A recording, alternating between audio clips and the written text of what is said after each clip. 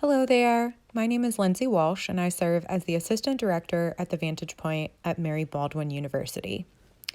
Today, I just wanted to give you some tips on how you can find a job or an internship, and this is especially geared towards folks who are going to have 0 to 5 years of work experience. So, one of the most important things to talk about right up front is that 80% of jobs are never posted online. So it's really important that in addition to refining some of the tools we're going to cover today, that you are taking every opportunity to expand and connect with people that are in your network. Your network is going to be the people that are around you, so your peers that you're in classes with, your professors and other staff that are on your campus. It's also going to be folks that you work or volunteer alongside, and it can also be people that are in your personal network. So if you play a sport, your team members, if you're a member of a faith community, your peers there. So just remember that because 80% of jobs are never posted, sharing information about yourself and what you're looking for and what you're capable of, it's part of your responsibility in the job search. So a question you're going to get a lot, especially as you start trying to secure employment or an internship, is tell me about yourself. And the best advice I give students is to frame it in a 3-part series. So you start with present, tell folks a little bit about what you're up to at the moment. You also want to share what you've done in your past, and that can give them a glimpse of your passions or your skills that you're bringing to the table. And then you also want to be able to talk really clearly about what your goal is. Are you trying to secure a job? Are you trying to find an internship to gain experience? All of these are going to be really important. So just to give you an example, I will introduce myself. So, hello, my name is Lindsay Walsh. I serve as the Assistant Director at the Vantage Point at Mary Baldwin University, and I get to work with employers and trying to connect them to our student talent, as well as working with our students to prepare them for professional opportunities. In the past, I have experience working at a Fortune 500 HR role, as well as running my own small business. And in the future, I'm not sure exactly what it holds, but I really want to continue working as a member of my community and improving the quality of life outcomes for all of my neighbors. So that tells you a lot about me in just, a little 60-second snippet. So take some time. There's a worksheet attached here where you can write down, some of the skills you have, some of the values you have, and I really encourage you to incorporate your skills and values in your tell me about yourself statement. All right. So now that we know how you're going to introduce yourself, let's talk about the state of the economy. So the global pandemic has definitely upended and altered some different industries. Healthcare, of course, is in demand right now, as well as support for healthcare needs. So that can be everything from retailers to pharmacies, to in-home providers, to folks that are on the back end, of those virtual calls that you're making to your doctor. So healthcare is a big industry right now and definitely one to keep an eye on. In addition to healthcare, delivery is a service that has been picking up and hiring at great rates. So keep an eye out for places like UPS, FedEx, those kinds of organizations. And depending on the role that you take in those companies, there can be some really great benefits. You also want to look at select retailers. I think Target and Walmart are still doing really well. Of course, we mentioned earlier pharmacies and technology support, right? There's got to be somebody on the back end helping with customer service and helping make sure that those programs are executed well. And then certain government roles are not going away.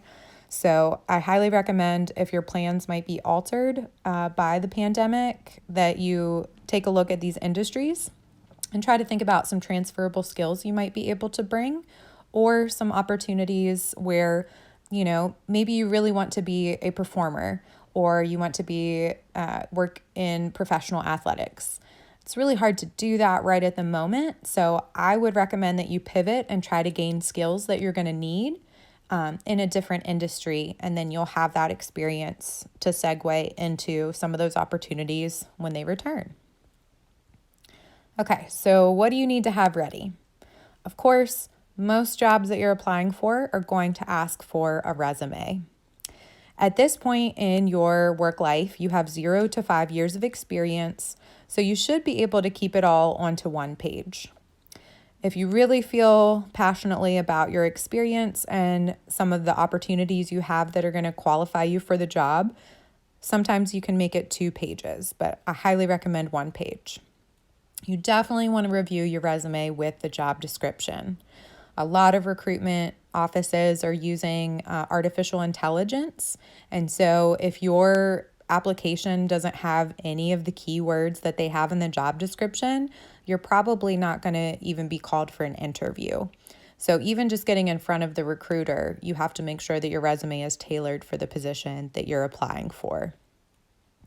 At the very basic, you're going to want to have your name and contact information at the top. You want to list your education right after that, because that also shows your employer that that has been your full-time job for the last couple years. And then if you have any work experience, you can list it as such. Maybe you haven't had a paid job yet, and that's totally fine. So other words that you can use here include campus engagement, or maybe you have some volunteer experiences that you can share.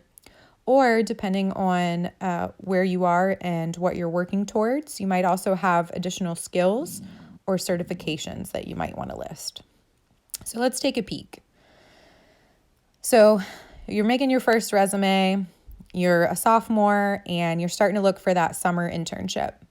But the only work experience you have so far is you've been working at Sheets, winter breaks and summers when you don't have classes. You've been helping customers, stocking drinks, and making food.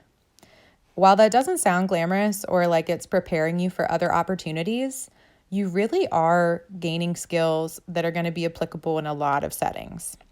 So I want to make sure that you guys take your experience and transform what you did and get really specific with me here. So tell us what you did, how you did it, and why you did it. And numbers are really important as well. So quantify and add those numbers whenever possible. And just to help you out, let's take a look at what this experience could look like on your resume. Voila! So now you see the format is very easy to read, and it's also pretty impressive. So you've been a cashier at Sheets, and you're telling your employer how long you've been there. You didn't just serve customers, but you achieved a 90% customer satisfaction rate. A lot of you that are working in corporations will have that kind of information available to you in a break room or maybe at a weekly meeting. So pay attention to those numbers, because those are things you can use on your resume. You didn't just stock beverages, you enhanced the customer experience by working as part of a team to stock cold beverages according to company policies. So I know that's a lot right there in the bullet, but let's break it down into some really important parts. You talked about the why, right? Why are you putting drinks in the cooler? Because your customers need them. Cool. How did you do that? You worked with your teammates, because not everybody's in the cooler, right? You can't leave the register unattended. And you're also following a planogram or some kind of company policy to execute that plan. And that tells your employer that you can work as part of a team and take direction. And those are really important. And lastly, you didn't just make food. You prepared food using cleanliness, friendliness, and teamwork to achieve customer satisfaction on an average of 85 orders a shift. So this is a great example of adding metrics. Even if you don't have an exact number, if you can give a range or an average, that just helps your future employer or your future intern host understand the capacity of work that you have. Some people are able to manage 2 people. Some people can manage 200 people. And that distinction is really important depending on the kind of role you're going for. So add those numbers wherever possible. So depending on what kind of opportunities you're looking for, we have all of these resume samples available on our website, and I'm going to have that link below, or you can click on these to pursue the resume sample for your respective industry. If you have any questions, there's also an option on our website where you can share your resume or cover letter, or if you're applying for graduate school, your your personal statement, and our office will review it and give you some feedback. So definitely send it to us through the website that's linked below. All right. So in addition to your resume, a lot of times employers are going to ask you for a reference or a letter of recommendation. And this doesn't always happen at the application point, but when you start applying for jobs, you want to make sure that you know at least 3 of your references that you can use. So some tips to make sure that you're picking the right folks is think about people you've known over time. So any reference you use, you want to know them for at least a year. And so these can be folks from your high school experience. Maybe they're teachers or coaches that you've had in the past, former employers that you've worked for.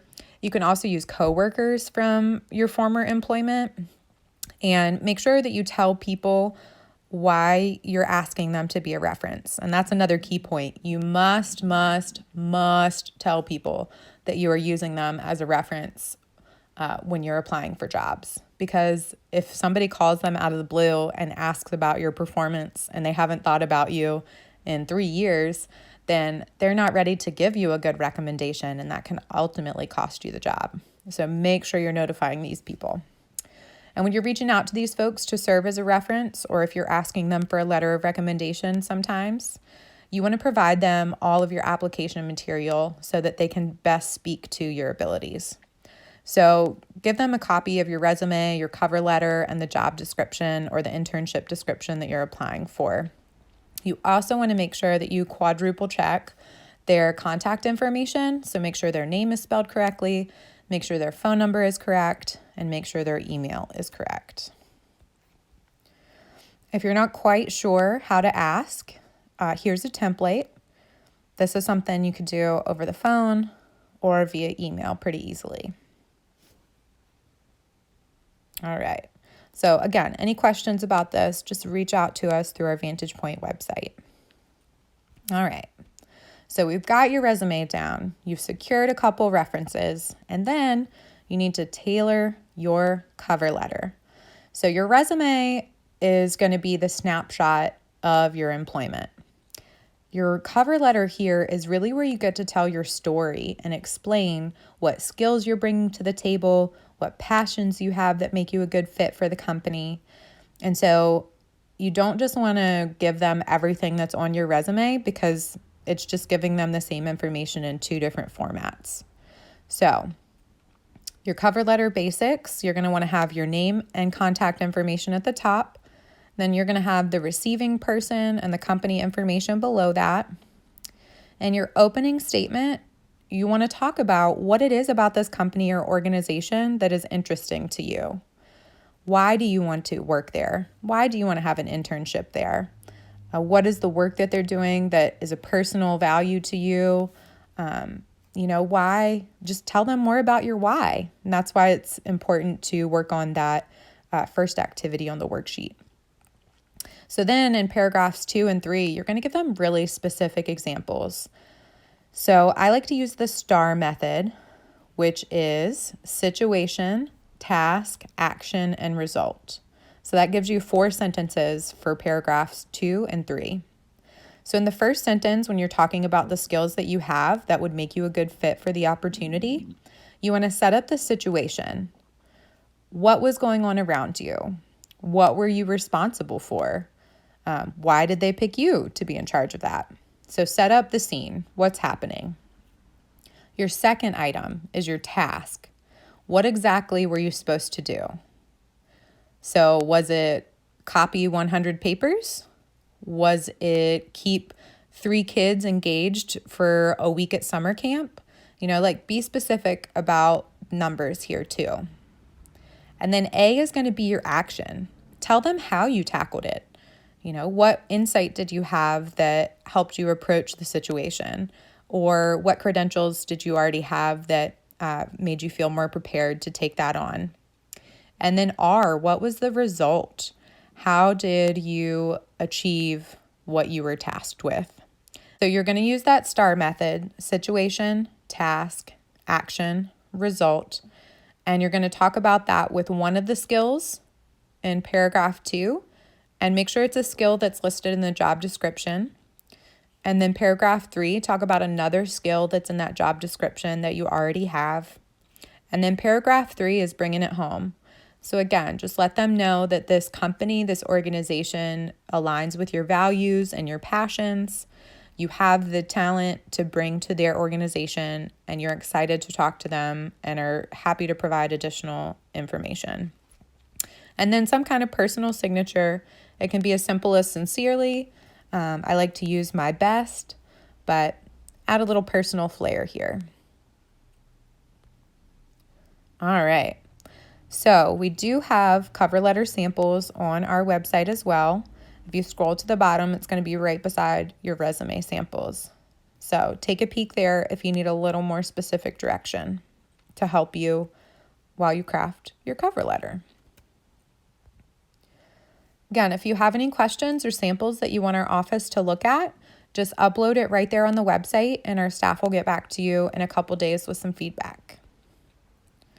All right, and then 80% of those jobs are never posted, right? So how are people filling those positions? Well, sometimes it's through word of mouth, which is why it's really important to connect with your network. And sometimes recruiters will actually find you based on your profile. So if you have 0 to 5 years of experience, I think Handshake is going to be a really great resource for you. So Mary Baldwin's a Handshake school. You just go to app.joinhandshake.com, log in with your Mary Baldwin email, and as you see on the left, you can see Jaslyn's profile there. It's similar to LinkedIn because it gives you a chance to talk about your experience. But what's really cool about the platform is that it is giving you access to entry-level jobs and internships all across the country. So maybe you're going to school in Virginia, but you want to move to Texas or California when you're done. Totally fine. You can find those opportunities and explain in your cover letter that you're going to be relocating after school. And that just gives you lots of connections to folks that are wanting to hire you right out of college. You also want to think, as you get closer to that 5-year mark of experience, about creating and maintaining a LinkedIn profile. So that's just going to help you catalog and keep a record of your professional achievements, and also connect to other professionals and potential jobs that are out there. So at the very basic, you want to have your headshot, and a good headshot is just going to be a clear photo of you smiling, torso or shoulders and up. And you want to have kind of a neutral background. You don't want a bunch of colors or lots of distractions. And ideally, it's a photo of just you, not like cropped of you and somebody else, okay? As you can see, sometimes you can add personal flair. So Jaslyn just left her background kind of plain, but I've got a picture of the Baldwin campus on my background. Maybe you're a really big fan of sports, so you can put something with athletics back there. Maybe you're more into the arts and you're a creative person, so you put up a design that you've personally made. But as long as you make sure your headshot is professional, that background can help show just a little more of your personality. All right, so in addition to using Handshake and LinkedIn as places where you can find your network and job opportunities, some popular websites include Indeed.com and Monster.com. If you're looking for government jobs, USAjobs.com is going to be the warehouse for most government positions. And it is a little different. We have a video coming up with one of our alumni for tips with applying to government jobs, because that process is a little different than most other positions. So be mindful of that if those are the opportunities you're looking for. Okay, so maybe you have been searching and searching and searching, and nothing is coming up that you're interested in. Well, maybe a micro internship could be good for you. So a micro internship is typically 1 or 2 weeks where you're going to go in and have either a very specific task or just be, learning more about the organization. And it gives you a chance to work in a professional setting, get some experience, and expand your network. So I'm going to link the Johns Hopkins article that has some great advice if you are thinking about creating an internship for yourself, or if you haven't been able to find an opportunity that suits you, some tips on how you can find or create a micro internship. All right, guys, this has been a lot of fun. I know we covered a lot, but I believe that you are going to come up with a great professional profile. And if you have any questions, please check out the Vantage Point website, or you can always email me and I'll be in touch. Good luck with your search.